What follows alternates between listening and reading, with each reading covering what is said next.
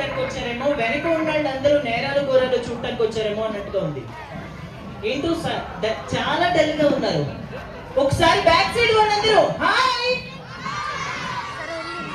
మీరు ఎంత ఎనర్జీగా పలకరిస్తే మేము అంత ఎనర్జీకి రెట్టింపుతో మా ఈవెంట్ ని కొనసాగించేస్తాం. ఒకసారి గట్టిగా హాయ్. ఓయ్ ఏ ఓకే బాయ్.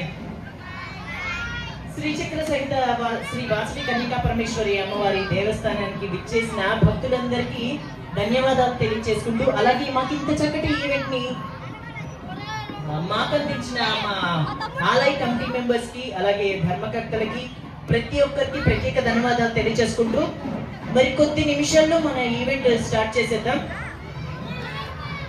బాగున్నారు అందరూ? తిన్నారా లేదా? ఫస్ట్ మీరు కదరా వెనకోళ్ళు తిన్నారా లేదా? అమ్మో, అసలు ఒకళ్ళు కూడా చదువు లేదు, అన్ని అసలు మొహాలు మాడిపోయినాయి అందరికి. ఏమ్మా తిన్నారా లేదా? నాకు అర్థమైంది, ఈ రోజు సీరియల్ మిస్ అయ్యాము అని మొహాలు మార్చుకొని కూర్చున్నారు. అంతేనా? అంతేనా? సీరియల్ మిస్ అయితే ఏముంది, సీరియల్ బయటకు వచ్చిందని ఫీల్ అవుతున్నారు. అదే కార్తీక దీపం. నేను కార్తీక దీపం అయితే నువ్వు వారిపోయింది దీపం. అదే చూడు, మరి నా పంచు నాకే వేసి నా మొహం ముందు తిరగడానికి సిగ్గులేదు. కాదు, కానీ నీతో మాత్రం ఈ రోజు ఖచ్చితంగా గొడవ ఆడే తీరుతాను. గొడవ మనం ఎంత గొడవ పడితే వాళ్ళకి అంత ఎంజాయ్మెంట్ అనమాట. ఎందుకంటే జబర్దస్త్ లో కూడా మేము కొట్టుకుంటేనే మీరు నవ్వుతారు కదమ్మా బాగా, అందుకనే ఇక్కడ కూడా గొడవ పడితేనే వాళ్ళు నవ్వేది. ఆ విధంగా గొడవ కాదు, ఈ వేస్ట్ పిల్లో నోరు తెరిస్తే అన్ని అబద్ధాలే ఆడతారు తెలుసా? అదే ఇది పెద్ద ఉపయోగకరమైన ఫెలో ఊరికి. నేను అందరికీ ఉపయోగపడతాను. అదే అదే గురువు గారు అదే సార్ చెప్పారు అనుకున్నది కాదు, కానీ నోరు తెరిస్తే అన్ని అబద్ధాలే ఆడతావా లేదా నువ్వు? నేను అబద్ధాలు ఆడతాను. అబద్ధం ఆడటం మా ఇంట వంట లేదు. ఇంత వంట లేదా? లేదు. ఇంతటి కారులో వచ్చేటప్పుడు పులులు సింహాలు ఎక్కడుంటాయంటే ఏమని చెప్పావు? అడుగులో ఉంటాయని చెప్పాను. కళ్ళు ఉన్నాయే పోయినాయి, నా ఎదురుగా ఇన్ని పులులు సింహాలు కనిపిస్తుంటే. అబ్బా సరే, అలా అయితే నువ్వు కూడా అబద్ధాలు ఆడావు నా దగ్గర. నేను నీ దగ్గర ఏం అబద్ధం ఆడాను?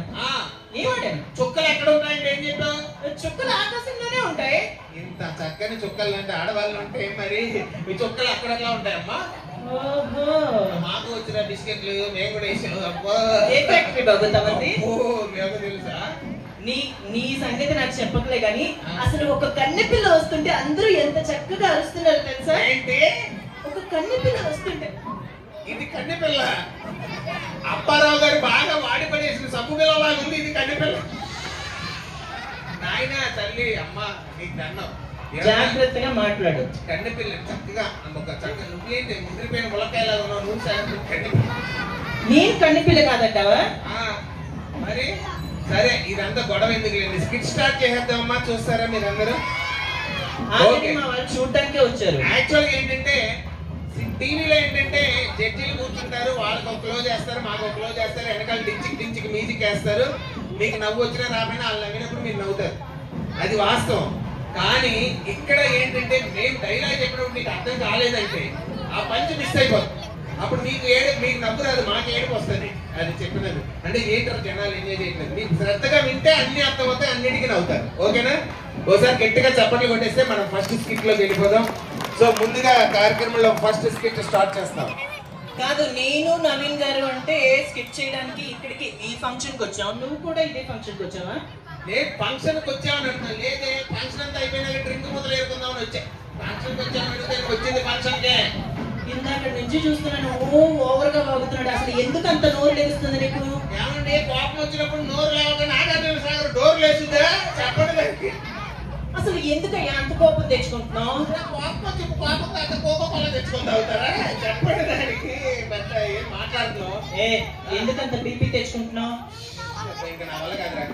బీపీ వస్తే బీపీ తెచ్చుకుంటా, బియ్యం బస్తా తెచ్చుకుంటారా? చెప్పండి రా. కమాన్, మాటలు రావట్లేదా? చెప్పు, మనతో మాట్లాడటం. నా గురించి నీకు తెలియదు. నాకు చాలా పెద్ద పెద్ద వాళ్ళందరూ పరిచయం ఉన్నారు. నోరు అదుపులో వస్తే మాకు కూడా చాలా మంది పెద్ద పెద్ద వాళ్ళు తెలుసు. నీ మొహానికి పెద్ద పెద్ద వాళ్ళు తెలుసు. ఎవరు వాళ్ళు? నా మొహానికి అంటే చిరంజీవి గారు తెలుసు. తెలుసా? మెగాస్టార్ చిరంజీవి గారు. చిరంజీవి గారికి నీకు తెలుసా? అవును. పవన్ కళ్యాణ్ గారికి తెలుసు. పవర్ స్టార్ పవన్ కళ్యాణ్ గారికి నీకు తెలుసు. ప్రభాస్ గారికి నేను అంత పెద్దవాళ్ళు మీకు తెలుసా? వాళ్ళందరితో రాత్రి ఫోన్ లో మాట్లాడాను. అంత పెద్దవాళ్ళతో మీరు ఫోన్ లో మాట్లాడారు? ఏమన్నారు సార్? Wrong number పెట్టేమన్నారు. అది అది నీ ఫేస్ వాల్యూ. లేకపోతే మన నుంచి మీ భోజనాన్ని పిలుస్తారేంటి? వాళ్ళు నాకు తెలుసు అన్నాను కానీ నేను వాళ్ళకి తెలుసు అని చెప్పాడా? అదేరా నీ ఫేస్ వాల్యూ అంటున్నాను. అక్కడ చేసుకొని వచ్చాడు.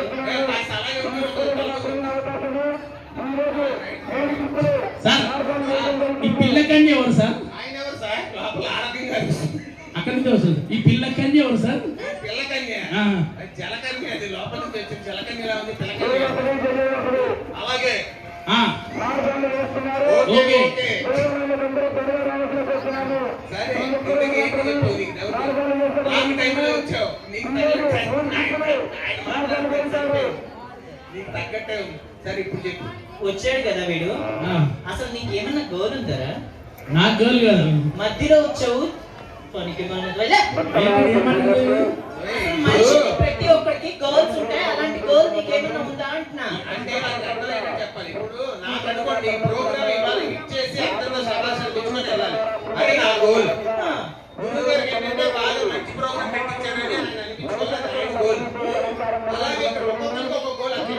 కెమెరా బాగా తీయాలని గోల్. సౌండ్ సిస్టమ్ బాగా పెట్టాలని గోల్.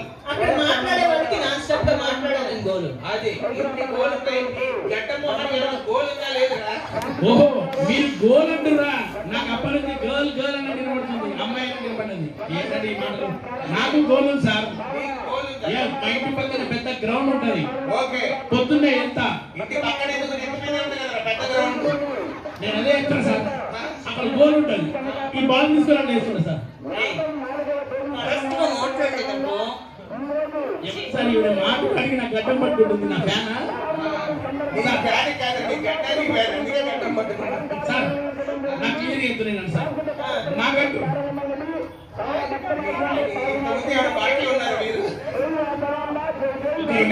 గట్టి మాట్లాడితే నీకంటే గట్టి మాట్లాడతాడు ఆయన.